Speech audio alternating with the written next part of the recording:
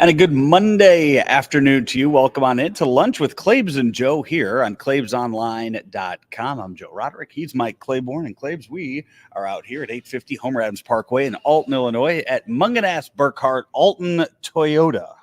One of my favorite places. One of the neat things about this place is they have the 25s are already in, but they have a ton of pre-owned cars that are all well conditioned. And I know some of you parents, we've been talking to you about it before. Kids, they need a ride, whether they're turning 16 or going to college. There's still some very good deals on some very reasonable vehicles. Whether you're looking for an SUV or just a regular car, they have it, and they have a pretty good selection in stock, not to mention, as we said, a lot of the new cars. So why don't you come on out? I mean, I know you can go online and you can do that. A lot of people do it. I even got a car like that once. But come out, walk the lot, take a look, and I guarantee you'll find something that you and your kid will like in that order, because you have to like it before them because you're paying for it. Yeah, they have, and they got the new car. Thing, speaking of which, I saw this thing on Twitter the other day. Guy was getting his daughter a car for school. It was a very high-end SUV. Mm-hmm. She just looked at it, brand new. She said, "I told you I wanted a Tesla," and would not accept the car.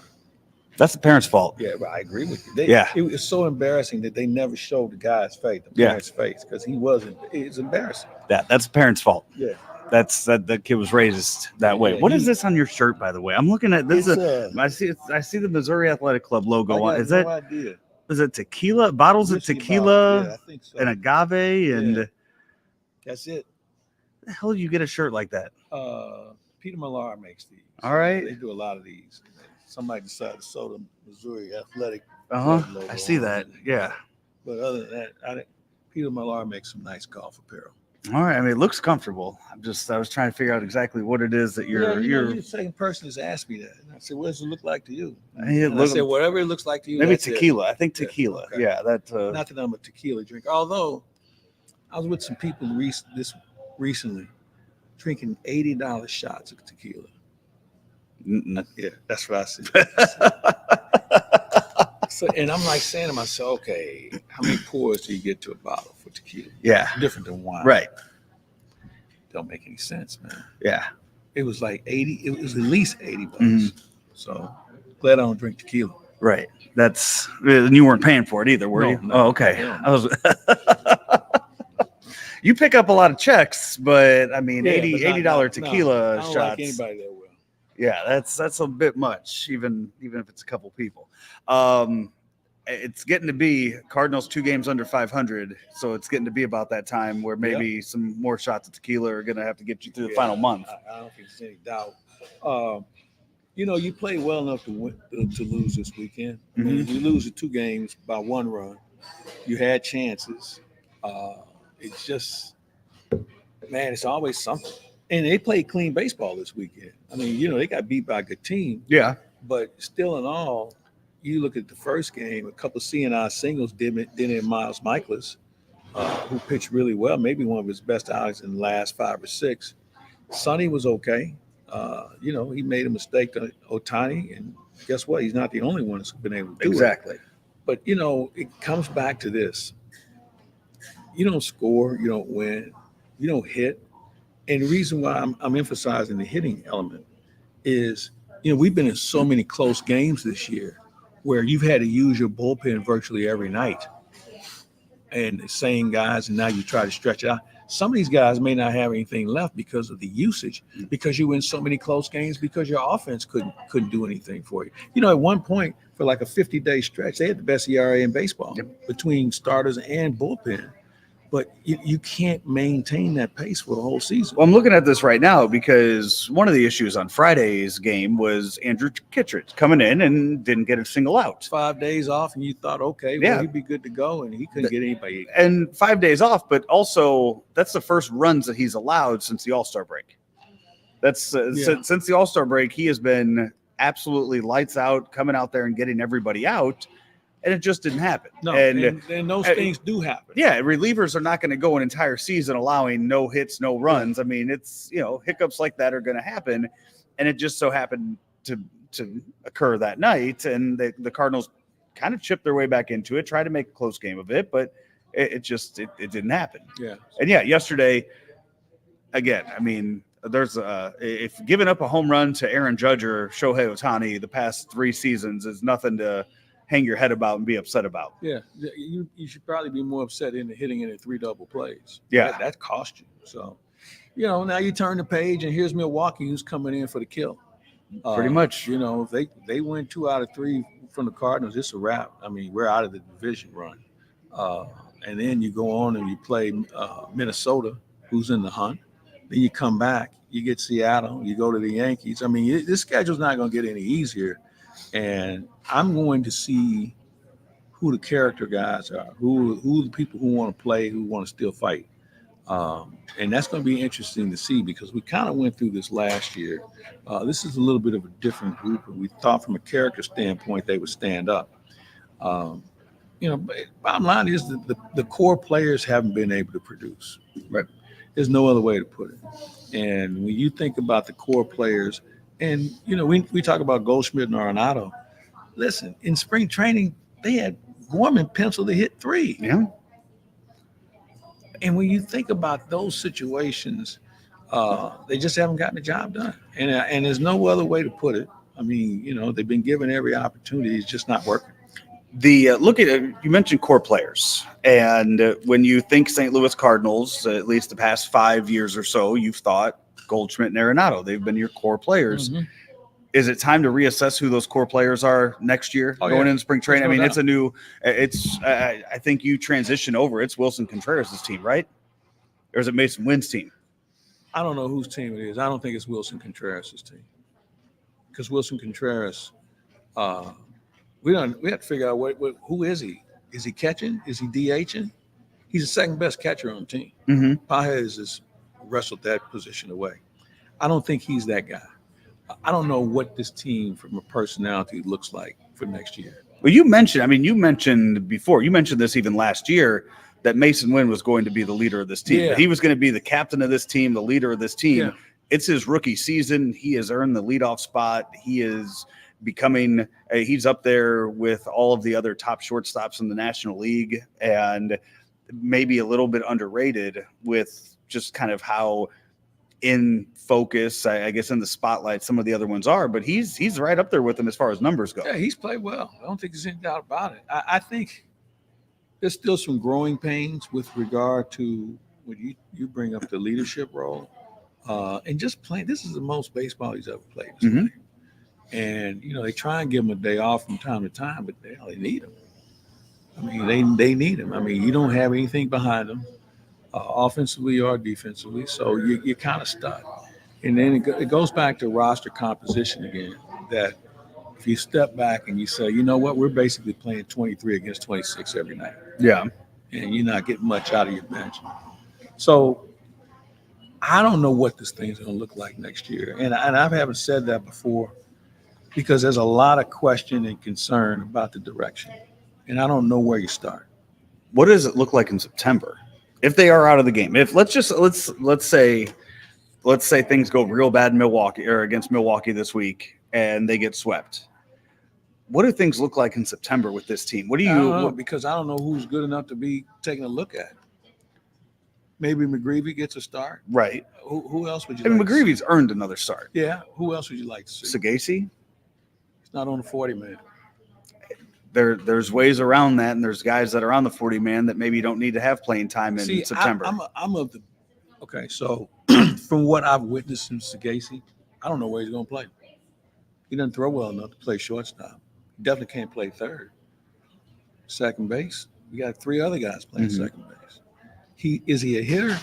He puts it in play, but I don't know what his ceiling is right now. So if it comes down to us having to look at him, and I think there lies the problem.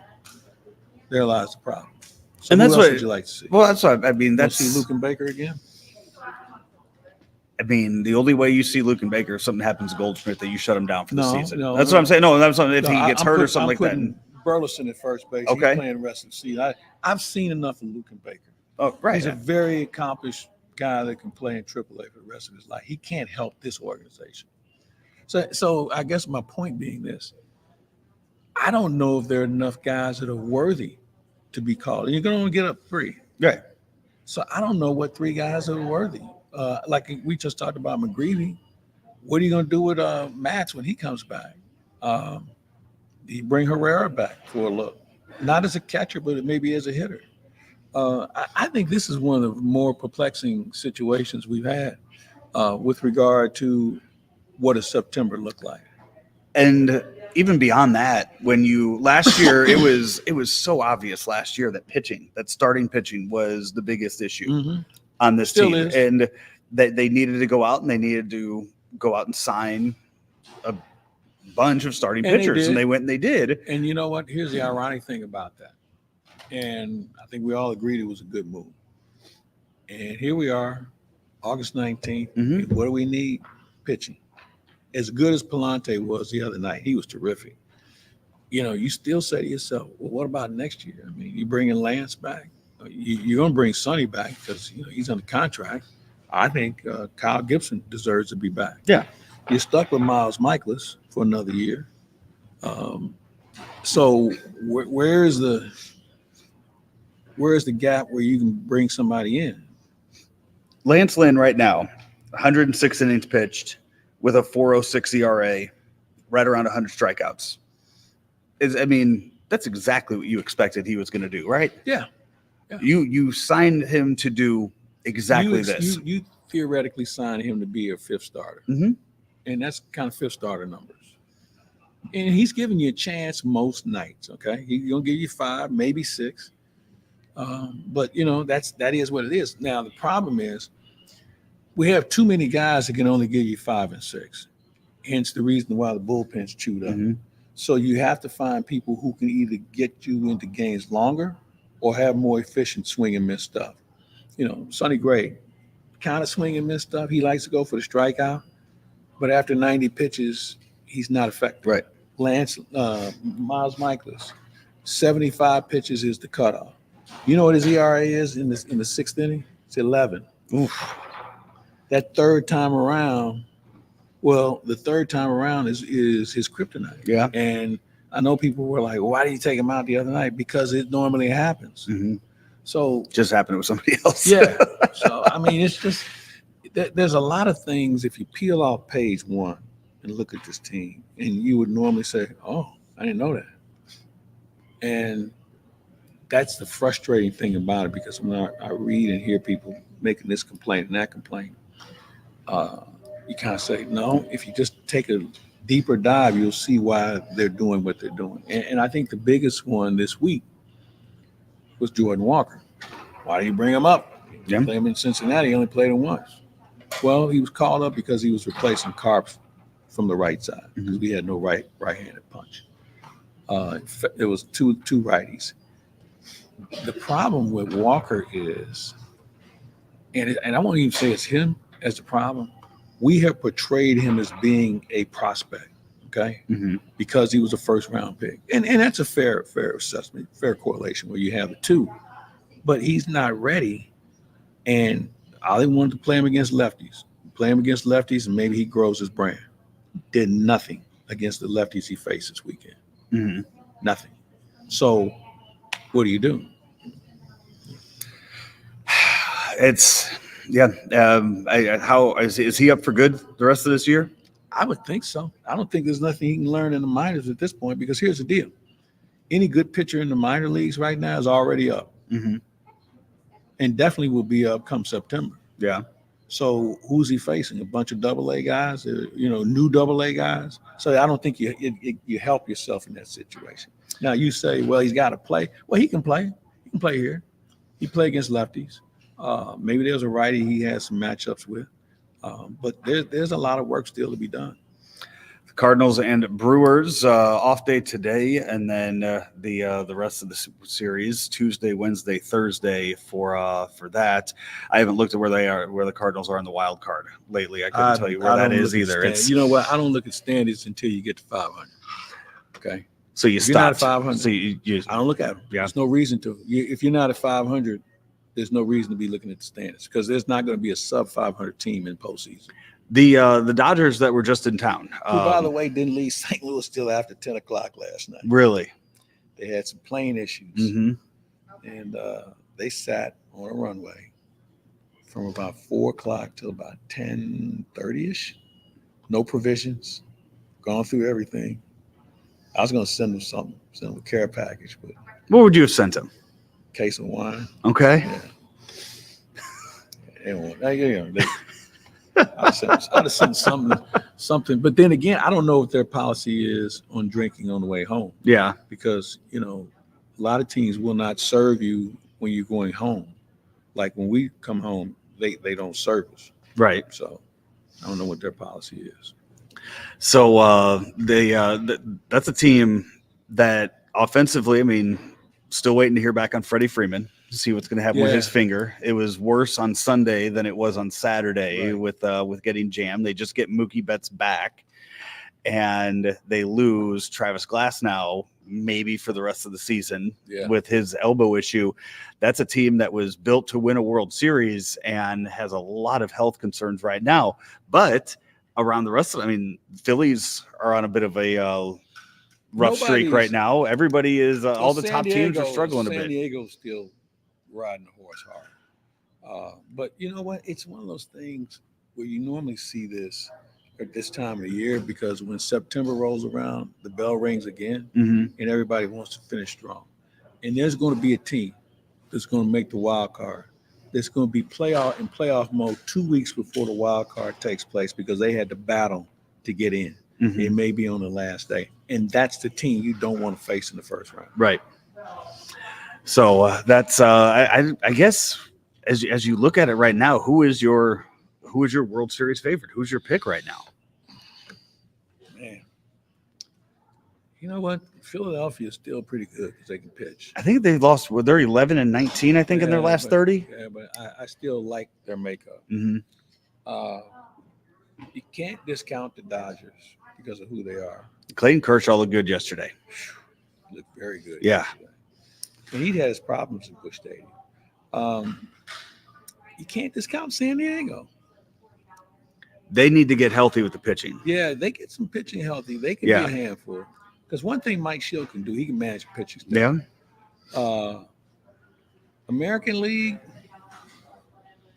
you'd think it's going to come out of the East between Baltimore and the Yankees. But, man, that Cleveland bunch, man, they scrap, man. They're a team that could be interesting. They're young. But, man, they don't get themselves out. You think about the West. And that game's short too against the Guardians. Yeah, it's real short when you get into that bullpen at the end. Exactly.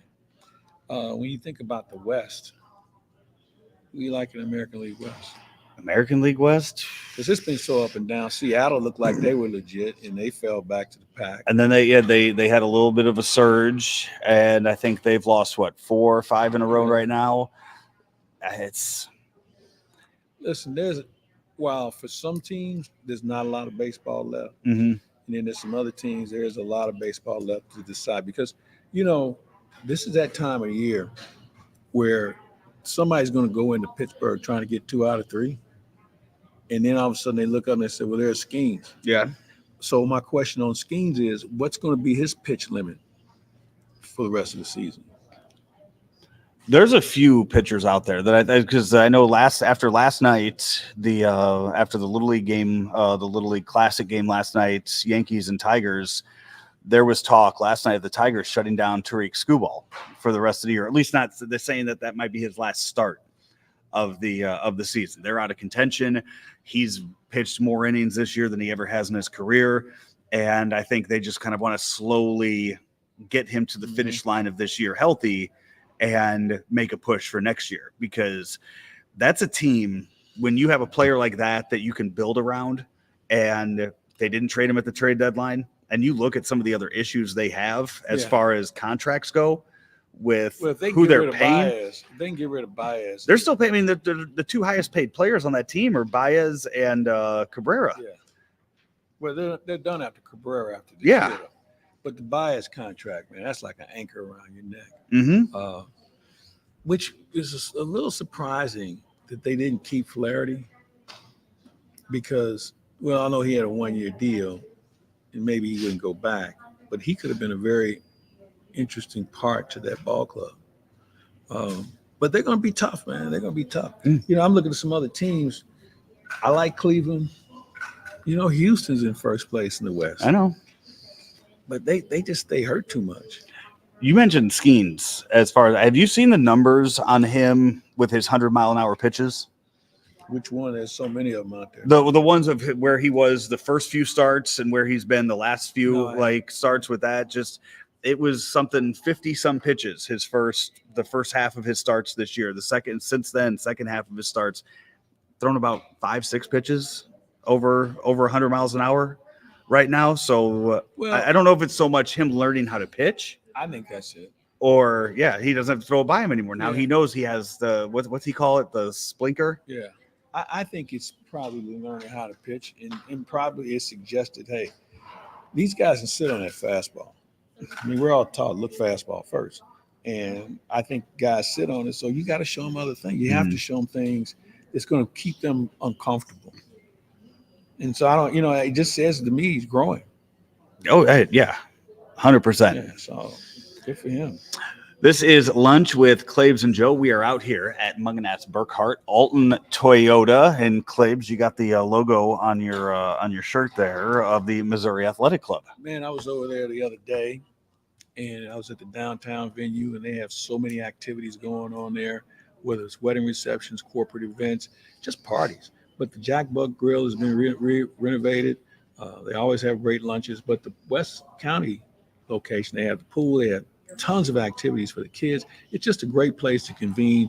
Golf courses are available to you. They're reciprocals for I think a half a dozen courses in the area, all good courses. So if you're looking for something different to do, if you're looking for something that you can include your family and perhaps your business, maybe the Missouri Athletic Club is your first start. And once you get involved and you see some people that you're going to know that are part of the Missouri Athletic Club, you might be surprised and maybe even be more happier with the decision you made. Where you play recently? I've been playing. I didn't. I mean, you haven't talked about it. I didn't know if you were back swinging yet. No, you know what? I played in an event.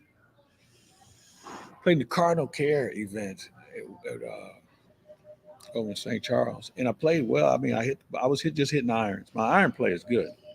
I wasn't sure about the driver. Was supposed to play today in an event, and I was like, "No, I'm good." But I'm gonna get out and play here soon. I got some buddies coming in town from Seattle, and we'll play, and we'll see what it looks like. All right. Hey, let's take a break. Back with more of Lunch with Claibs and Joe. Get into some football talk after this. Contreras has an ambush home run into Big Mac land. A long shot into Big Mac land for Wilson Contreras. He got every bit of this one. McDonald's Ticket Fest is back at Busch Stadium for a limited time. Catch great summer matchups in August with tickets starting at just $6. Or enhance your experience with Field Box tickets for only $16 thanks to McDonald's. Don't let your summer vacation wrap up without another trip to the ballpark. That's McDonald's Ticket Fest. For tickets or details, visit cardinals.com/McDonald's. Are you ready for a challenging and rewarding career? There are quality jobs in the construction industry. I got out of college and my career choices were very limited, and this provided me with a plan for the present and the future at the same time. I actually have a bachelor's degree in psychology, and I was making less than I make as a first-year apprentice painter. I didn't go to college. I have no college debt. I make more money than the majority of people I know that went to college. Take your first step towards a rewarding career. Visit stlouispdf.org. Hey, we are back.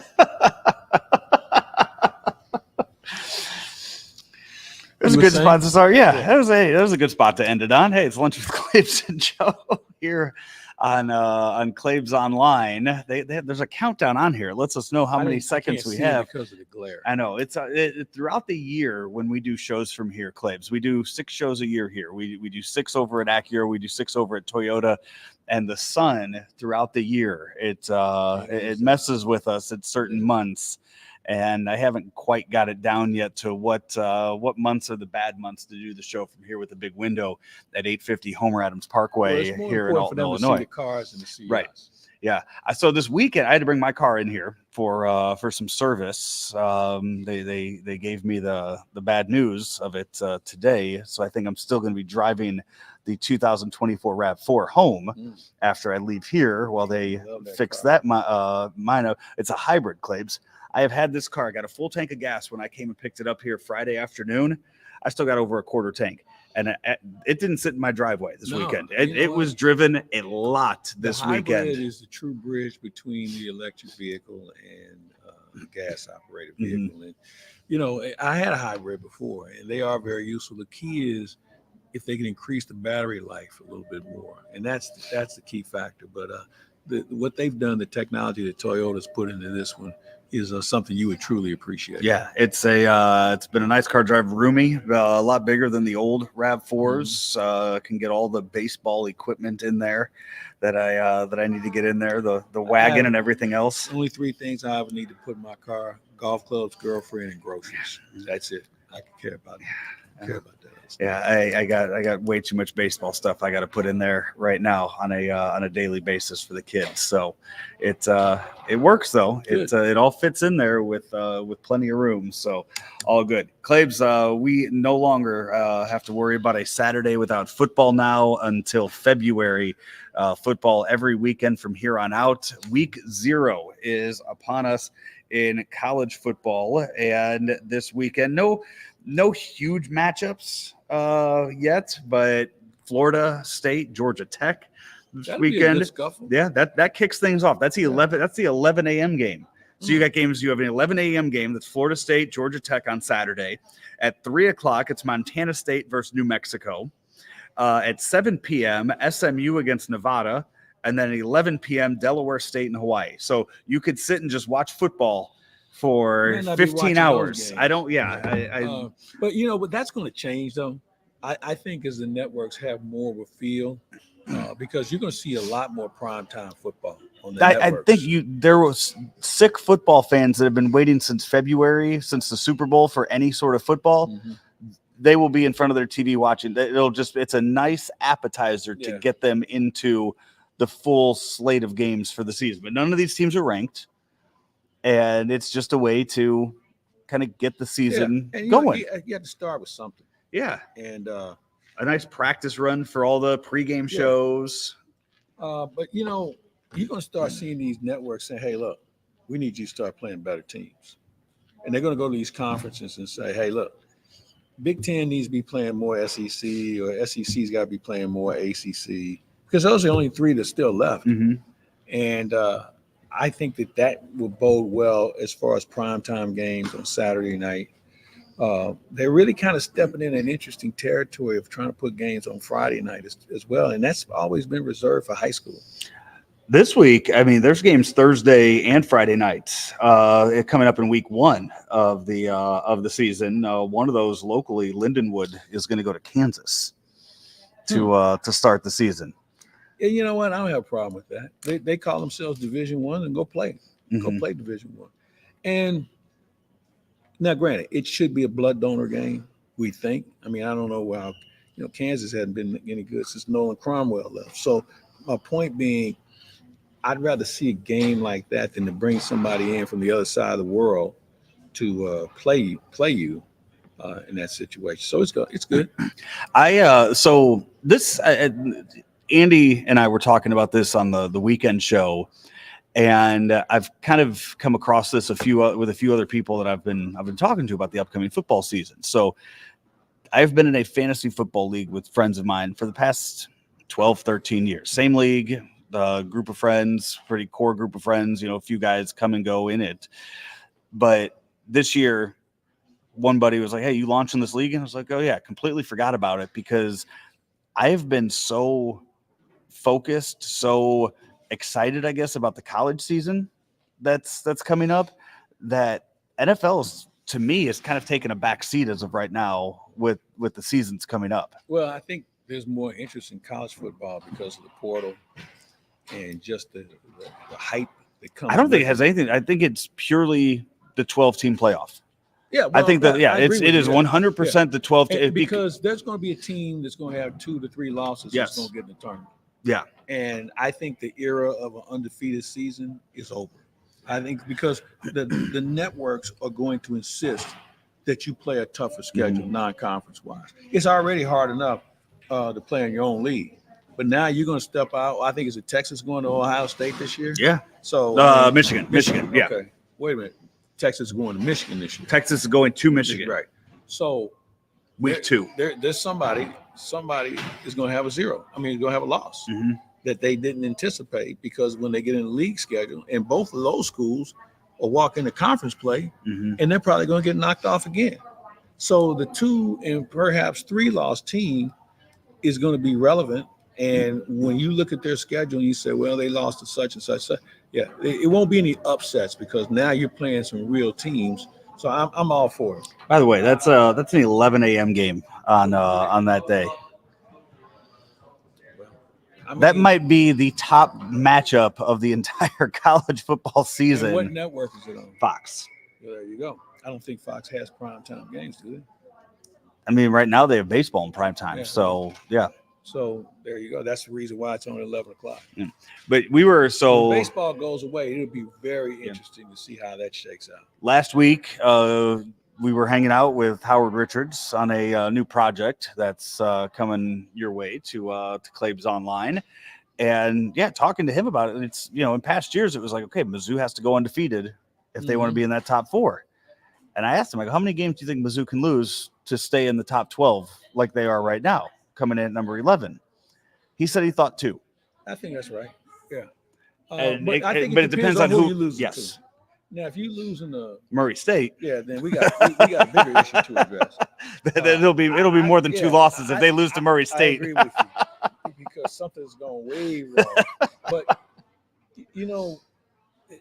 and again, I'm not a believer in rankings until we get to October, because I don't think you know who you are.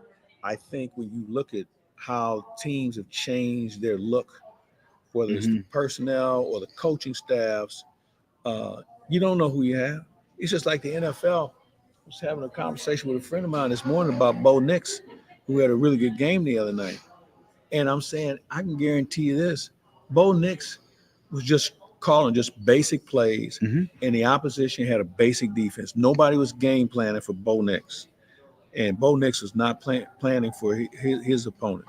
So you have to be very careful in assessing these teams at this time of the year, because they're just trying to feel out who they are. Remember, they don't get as much out of practice as they used to. Right. I mean, there was a time you really could figure out who you were. Now practice is basically tag, touch football.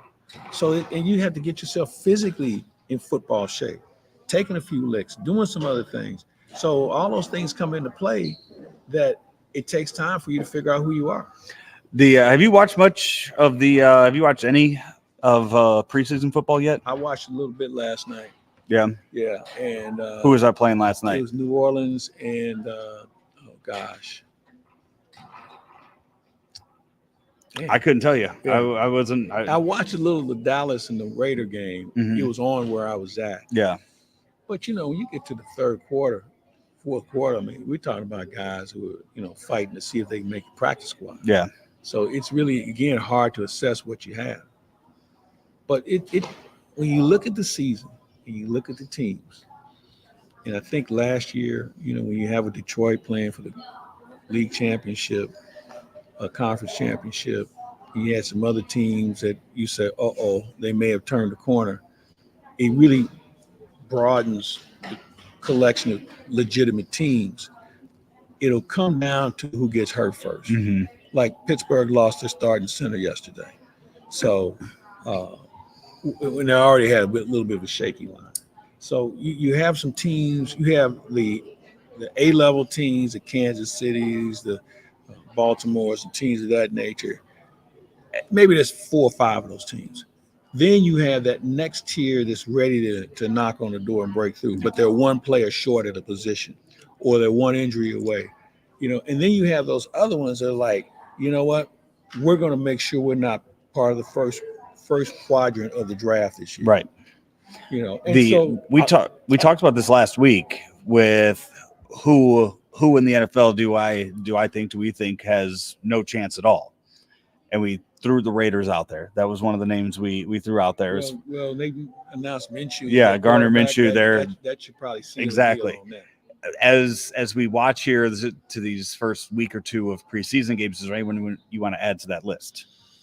No, you know what? I'm going to do this right now. I'm going to pull up the teams, and we can just kind of go through them. Yeah. And just see who we think. Okay. Everybody wants the Jets to be in it because they're the Jets. And Aaron Rodgers, yeah. Well, screw Aaron Rodgers. I could care less about him.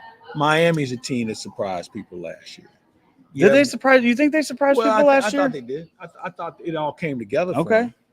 them. Because remember, at the beginning of the year, they didn't know if Tua was even. He was one right. concussion away from, and he still is. I mean, that doesn't go away. That's not something right. just By the way, speaking of the Dolphins, I don't know if you saw this, but Tyreek Hill has challenged Noah Lyles to a race.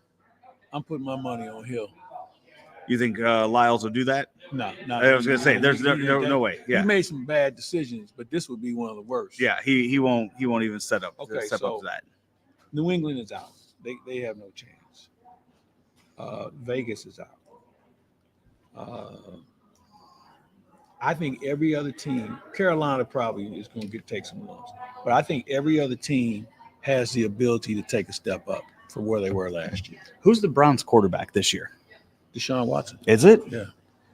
Because Jameis Winston seems like he's taking over that team. Well, Jameis Winston's personality and his leadership is going to make Deshaun Watson, granted. That's why I'm asking it. That's why I'm saying, because there's a lot of personality, and I'm going to say personality, not ego there.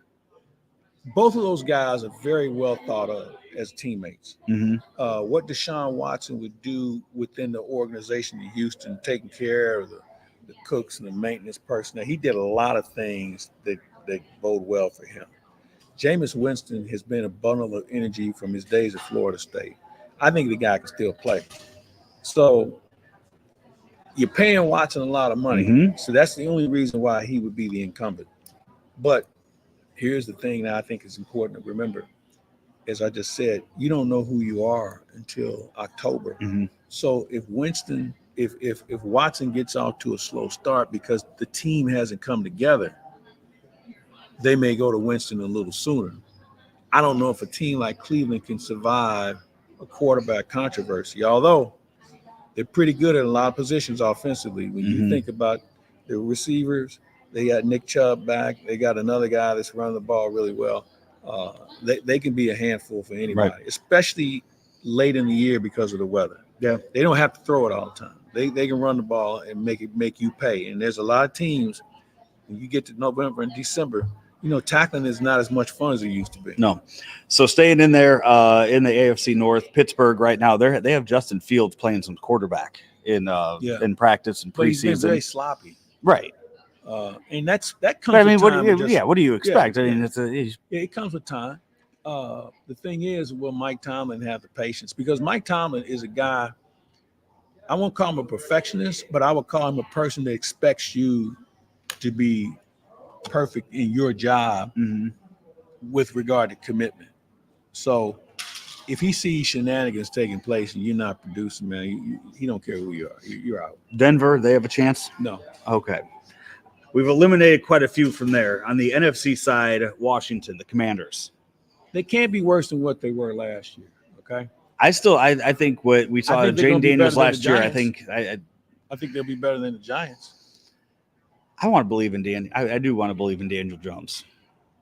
What he did 2 years ago, I think it's still in there, but he's a guy that I think the New York media is going to eat him alive at any little mistake he makes. Yeah. Preseason, week 1, week 2. And he's got a guy to throw to now, too. So that's going to really magnify his situation. New Orleans, Derek Carr, their quarterback. No. I mean, they're going to be slightly better, but I don't know if they are the team to be. I think Tampa made a lot of changes in the offseason, got Baker Mayfield some more weapons to work with. They even went out and got some more offensive line help. I think Tampa's a team that can certainly move up. Atlanta is like the head scratcher because you went out and spent this money on a quarterback that you don't know can play. And then, oh, by the way, let's go draft another one. Mm-hmm. Who's got bad knees too. He's got a couple weapons there, though. No, he does. And whoever is healthy is going to be okay. Yeah. You know, their defense is a little better. I'm a little concerned about their offensive line, but they do have some weapons, you know, that they can make it very interesting. Kyle Pitts said, I don't think they have figured out what they can do with him yet at tight end. Yeah. And it seemed like there was a lot that they screwed up with Bijan Robinson last year too. So putting a real quarterback back there, a guy that has started in the NFL, has been to the playoffs in the NFL, maybe that changes something. No, I would agree with you. I would agree. Minnesota's lost. I wasn't the biggest fan of Cousins, but, you know, he was all they had. And then he went out and drafted the kid from Michigan. He's hurt. First ever first-round pick that's going to miss the entire season due to injury. First time in NFL history that's happened. Wait a minute. First time that a first-round quarterback, first-round quarterback has gotten injured and will miss the entire rookie season. The Cardinals drafted a guy, Larry Steegen, 1971. Blew out his knee in training camp. Then the next year he came back, blew out the other one. That may have been the worst draft. And the football Cardinals had some Lulus, but that one was one that I won't ever forget. It's unfortunate for Minnesota because I don't know how large their window is. I mean, they obviously have great receivers. The defense has really made some improvements. They really beefed up their offensive line. But you need a quarterback. It's a quarterback league, man. All right, let's take a final break. Come back, wrap things up right here on Lunch with Claibs and Joe, powered by Gray Bar, driven by Mungenast St. Louis Acura. We are out here at Mungenast Alton Toyota, 850 Homer Adams Parkway here on Claibs Online. Let me get this straight. Gray Bar is a distributor? Yep. For more than 150 years, we supported electrical and datacom projects all over the country. So you can get me products wherever and whenever I need them? Yep. Thanks to our expansive national logistics network. For any industry? Yep. From construction sites and industrial plants to schools, hospitals, and just about everything in between. So you could say Gray Bar is much more than a distributor? Yep, you could say that. They really do it all. Yep. When you need a hand powering, connecting, or maintaining your operations, join the thousands of professionals who rely on Gray Bar to help keep them up and running. Yep, Gray Bar does that. Back here, final few minutes of Lunch with Claibs and Joe, powered by Gray Bar, driven by Mungenast St. Louis Acura. Joe Roderick, Mike Claiborne here with you. It's August, but we're talking a little Blues. Training camp's just around the corner. Yeah, they made a few moves or attempted to make a few moves over the weekend. We'll find out tomorrow night if tomorrow afternoon. Tomorrow morning. I thought it was 9:30 p.m., 9:30 a.m. We will find out. They extended some offer sheets to two young guys up in Edmonton. Then Oilers make a trade today. There is a lot. They make two trades. They're trying. First of all, you have a brand new general manager in Stan Bowman, Scotty's kid. Did a remarkable job in Chicago putting those Cup teams together. Not the most well-liked person by a lot of people, including Joe Quenneville.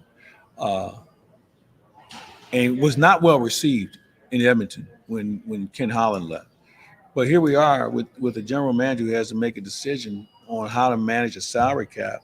And oh, by the way, you got Draisaitl and McDavid that are going to be up here fairly soon. So he's trying to find some cap space. So my question is, these two guys could barely play for the Oilers. Mm-hmm. Now you could say, well, the Oilers were loaded. Okay, I get that. But I haven't seen enough of them. And I guess because of the price, they seem attractive because they're not making the huge money, but obviously Edmonton can't afford them. So it'll be interesting to see what their role will be. If you're telling me these guys are third line guys, fourth line guys, then I'm not interested. This hockey team needs speed, they need size, they need toughness. And I don't know if either one of these guys are going to be leading us to that. Hopefully it's going to be speed. I don't know what kind of toughness they have, but this is a team that needs that as well. And again, this does not mean you're fighting every night. You better have one of those guys around, but you need to be able to play the body, especially if you're going to be a speed team. One of the reasons why the Blues won in 19, they could skate and they could lean on you. They played that heavy game, but they could skate. They had a bunch of guys who could really, really skate. this team has a couple of guys that can skate, and the rest of them, some nights they look like they're skating insane. So seasons, we have time. Don't get me wrong, and there may be some guys that come to training camp that might fight for a job as well. But I'm anxious to see why these two gentlemen were sought after as far as signing an offer sheet, which is kind of a taboo in the NHL. You don't see this very often anymore. But Doug Armstrong obviously feels like these guys can help them now. So we'll see what happens. 9:30 Eastern, 8:30 Central tomorrow morning. That's when Edmonton has to match the offer sheets that the Blues gave on these the two young kids out of Edmonton. So find out more about that coming up. Claibs, that's going to wrap up our show for today. What do we have coming Cardinal up? baseball tomorrow. Milwaukee, as we mentioned earlier, coming to town trying to put a nail in the Cardinal coffin. It'll be interesting to see what happens. Eric Fetty gets a start, and he'll face Frankie Montas. And when you look at that team, you look at their lineup, and you say to yourself, how are they winning? Mm-hmm. Because they don't have, especially without Yelich, who's done for the year. Lost Yelich, traded Burns, lost Counsell. But I would give them credit. William Contreras has played some really good baseball behind the plate and in the batter's box. And Reese Hoskins, that's another guy. Yeah. When Philadelphia had no use for him, he didn't have a job, but he has fit in very nicely in Milwaukee. And I'm anxious to see them tomorrow. Pat Murphy, manager of the year. Who else? I think it's him. They would say Mike Schultz got too many high-end players because he's made it interesting for the Dodgers. You can give it to David Roberts every year. But at a certain point, though, you can't add Shohei and right. I think Pat Murphy, deservedly so, would be manager of the year in my book. When you think about other teams, nobody's been able to break through like he has been able to. And I'm just trying to go through the list here. Hey, the American League. I was just going to say Stephen Vogt out of Cleveland for American League. I'm not sure. You know what? Who else out of that? If Joe Espada gets in, he might. But Cleveland's 20 games over 500. Yeah. So there you have it. 2 rookie manager of the year. Yeah, and one 2 years retired from the game. Yeah, good player. Yeah. So, and he's got a really unique team because they're not a big team. Mm-hmm. They can hit. I'm looking forward to watching Stephen Kwan, who, along with Luis Arraez, 2 of the guys that, Luis Arraez, Kwan, Mookie Betts, all those guys have more walks and strikeouts. Mm-hmm. So they put it in play. And I'm looking forward to seeing They do. They don't hit it hard. They just find the holes, and they make contact, and they don't strike out. That's why they have 8 other guys behind them. Exactly. That's their job to do that. Hey, we want to thank Mungenast Alton Toyota for having us out here. Find them online at altontoyota.com, or just come on by and see what they have on the lot at 850 Homer Adams Parkway in Alton, Illinois. That's going to do it for our show today. He is Mike Claiborne. I'm Joe Roderick. We'll talk to you next time right here on Claibs Online. Mungenast St. Louis Acura is making room for the 2025 MDX, so that means great deals for you on the 2024 MDX. We have over 100 2024 MDX models in stock, and you get financing as low as 3.9% for up to 60 months. Or you can lease a new MDX for just $559 per month for 36 months. Or get the MDX technology model for just $589 per month for 36 months. Mungenast St. Louis Acura, better than ever for you.